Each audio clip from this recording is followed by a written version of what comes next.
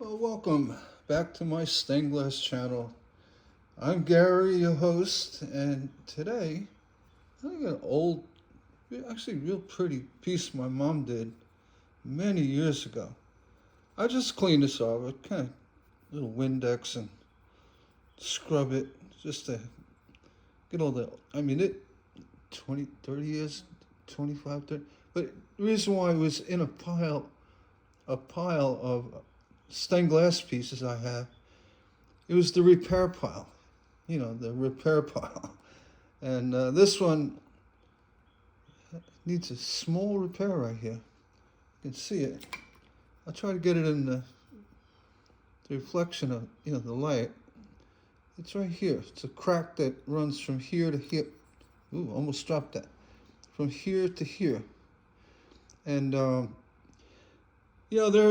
there are different ways you can take the piece out, melt everything, and do it the correct way actually. But there are times when sometimes it's better just to run. They call them flanges. Some people call them Dutchmans. I get a little offended. Dutch descent. My grandfather. Uh, Not offended. I'm just kidding. But yeah, we call them flanges. And on leaded glass windows, you typically remove the layer, top leaf of some lead, and put it on top and just solder it and cement it and be done with it. But copper foil, it's a little more difficult because you want it to look right. So a lot of folks will opt out to putting foil on top. I don't even have any foil right here. Where is my foil? And then trimming it with an X-Acto knife. That kind of works. That's like a 80% fix. The reason why I say that is because when you put pieces together, foil to foil, the foil's wrapped around the glass on both sides. So your seam is going to have a nice edging on it because it's not the edge of the foil, it's the bend of the foil. So that's why you get a nice clean edge here. And if you put a foil flange, repair to this, what you're going to do is end up getting that edge, which you can see. It's not very nice looking. And the better option is to actually use wire. And I'm going to explain that. It's actually very easy to do. I like using 18 gauge wire. Take a little steel wool just to take any oxidation off the wire. If your wire is old and laying around, pinch a little steel wool. This is the only time you use steel wool in the glass shop, by the way. Only time. Never, and I'm getting it on here like I say never. Don't get steel wool shavings on your stained glass or rub your stained glass with it. Besides the shavings, the steel will actually leave a minor coating on the lead. It's almost like a scuff coating on the lead. You don't want that. That'll affect the patina and the final look of your piece. They actually do make a brass wool, that would be better for stained glass, or rat's nest like this where you can go over. This will still get in and around and clean up your solder. Don't use steel wool. Steel wool is not good because, like I said, it will leave residue. It's not like the steel wool is so refined that it's like putting I don't know, like a pencil on something and you rub it and you think you cleaned it, but you're not, but it's still there. It's like a film. So just avoid it. Anyway, back to the repair. So we're going to go ahead and use 18 gauge wire. You could use 20 gauge. I have 18 gauge here. Again, we're going to find that crack. Right? Sometimes it's hard to see when you're working downward. So what you can do, grab a magic marker, Sharpie. I can find it. have it. Pausing, unpausing. Sorry about that. It was under my stone here. So what you can do is kind of find a crack, and it's hard to find, but it's cracked nonetheless. Just kind of mark it. Yeah, you could mark right over it if you want, because we're going to be covering that. All right? And this process is really simple. Do you want to go ahead and grab some flux? I think that's the flux I was using. This flux here, either one. They all work the same, pretty much. Except Glass Pro. Glass Pro is good stuff. And you know, a little bit of flux. Go ahead and let's start softening up these lines a little bit. Get them prepared for the steel. Now you can cut a piece off your roll or use the whole roll. It doesn't matter. And you know what you can do is kind of put it aside so it's easy to work with. Then grab the end of the steel. Make sure you got a clean cut on it. You know, like, yeah, I'm blind today. You know, watch your eyes. Make sure you always cut away. And you know, here we'll look at our repair. Like we have a slight curve here. What you can do, you can go ahead and grab your steel. I'm telling you, I'm struggling with this vision today. Give it a slight curve, and then hold it down with one hand, all right? And on one side of the crack, you put the steel down, you know, the wire down, the tin wire. Get it in right where the glass and that joint, you know, the solder line meet. Take your hot iron and just soften up that solder. And enough to get that wire to hold. All right, you got it to hold there. And with your nippers, here's a good wire cutter. And come right, you can feel the solder line. So that'll tell you where to cut. You're holding this side up. Come right in and cut it. All right. Now we're going to do that twice. The reason why,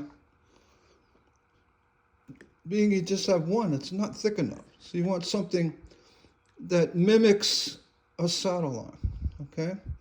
So you can add a little flux to the wire. That usually helps. And you notice solder lines are a little thin, a little thick, a little thick, a little thin. So you don't want to make perfectly parallel lines. You want to make them kind of look natural, right? So you want to go ahead and put the second one in. We're going to go intentionally thin on the top. Now we're going to hold it in, hold it down. Now you want to heat the wire up. You don't want to heat up that other solder area because you're going to end up losing the piece you already put in there. Let's see if we can get that. All right, we got a bite. And the reason why I say you don't want to heat it up because you're going to melt that wire out. Then come again. You see you have a little bit of an angle. That's intentional. Come in and give it the nip. Put the wire away. And from here, I got a little short with that wire, but that's all right. Here, you push the wire down. Let's make sure, you know, I'm fine with that. You know what, I could jump. Jumping your solder is not that hard to do. And you get something like that, a regular shape. Flux on the bottom. You want to stay away from the top because if you go near it, you're going to release it all. I'm going to turn it so I'm comfortable with my direction here. I'm going to grab a little bit of 60-40 solder. And we'll go ahead and put a little bit right there. A little drop of fresh solder. Now that's going to give you enough to make that run. You want to make sure you got this really fluxed well because that wire oxidizes really quick. Right? And then come in here, go onto the wire, draw the solder away. So the heat of the iron, let's just lower that a tad. I'm up around 70. The heat of the iron will draw that solder away. So if you're over here, it's going to draw that solder away. Always remember that. And this kind of repair might be easier to hold the iron like this, being it's so delicate. Well, you know, I'm going to go like this. I have to make sure I'm not shaking. Heat that up, heat that up, heat that up, and clean up the area. Now we got this pretty solid. We can go back to the top where we started and go ahead and really give a good beat on that. And then from here, to let that cool a little bit, get on top, and I'm dropping, it's like spot welding. I'm just dropping it. Right? What you see is, if I'm doing that, I'm making an actual, it's a natural, natural looking bead. What you see elsewhere on the window, on the sun catcher. And basically the point is to make it look like it was never repaired. See, it's a little hard with the solder here, so you draw this away a little bit. Got a little heavy with it. All right, and then I know must be ruby flux because it's jumping all over the place. Let's see, they'll play with it. Let's see, get a little right here. Trying to make this neat. There we go. A little drop there. Thanks, Ruby. There we go. There we go. Much better. And you know, you keep playing with it till it looks clean and natural. It's like an Ivy soap commercial. That matches the rest of your stained glass. The best part, and this is the best part actually, when you do use the wire, your edge along the repair looks like, you know, it was done with copper foil. That's the little wire. See, I got my eyesight. I got to keep make sure I pay attention to that. Let's go get some more. There we go. Sometimes if it gets too hot, what you're working on, it causes issues with sinking. But that's pretty much it. All these little drops of solder you see, that's from good old Ruby Flux. You're so good, Ruby. Thanks for the drops. I'm picking on it, but it cleans well, but this is spattering. I should have used my Glass Pro, which is much better flux, but I wanted to do a quick demonstration. And here, you really don't need to do the back. Oh, they have a little drip to it. Look at that. Sorry, Mom's glass. We're just going to fix this up. There we go.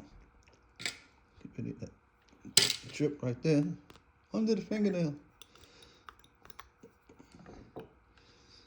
Well, I'll tell you. It was on there. Yeah, that's it. You don't have to do the back. Because, you know, you're looking at the front. You never think to look at the back.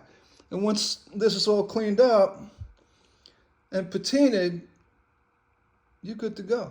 You have a repair. That no one could say there's a crack. You can't see the crack. It's covered. And again, it looks more natural. It's better than using copper foil. And copper foil, if you did try to solder it like this, it'll start lifting up and just become an issue. So, and the wire is so easy to do. 1, 2, and you're done. And then on, like say you had a big crack that you can put the flange, you could bend your wire to make it look like a natural, natural line. Little, and then follow the break. And then do the same on another wire next to it with a little variation in the thickness of the two wires. Hope this helps somebody. This is just a really good repair trick, flange, Dutchman, and it works a lot better than copper foil. I mean, it may not be as easy as copper foil, but honestly, it may be easier because you have to worry about the ends of the foil and all that stuff, or peeling and overheating. So I think it's a better option. Get some 18 gauge wire. You could use 20. 18 seems fine. And do your repairs. Be confident, and you're done with it. As long as it's not something crazy that you can't live with. And if you do a repair, there's nothing stopping you from taking your wire and making another faux line off it. Like say you made a repair here, and you say, oh, I need one to match here, and then you do the same here, so things blend out. You can always do that as well. You can make serious recovery of stained glass. You actually redesigning your design based on that crack, so you can really hide it. The best practice for repairs is to make it so people don't spot them and say, well, that was repaired. And if you kind of make things look intentional, it's like background lines and designs. You throw a line here, throw a line there, you balance it out, make it look proportionately intentional, and you're good to go. No one's going to say otherwise. You could, you say, hey, that was repaired. You charged me more. You know what? If they really complain, you can hold it up to the light, put the same wire on the back. You can do that as well. Honestly, I don't think you need to these kind of simple things, but you can. You can repeat the whole process on the back. You just hold it up to the light and use your marker and mark that spot.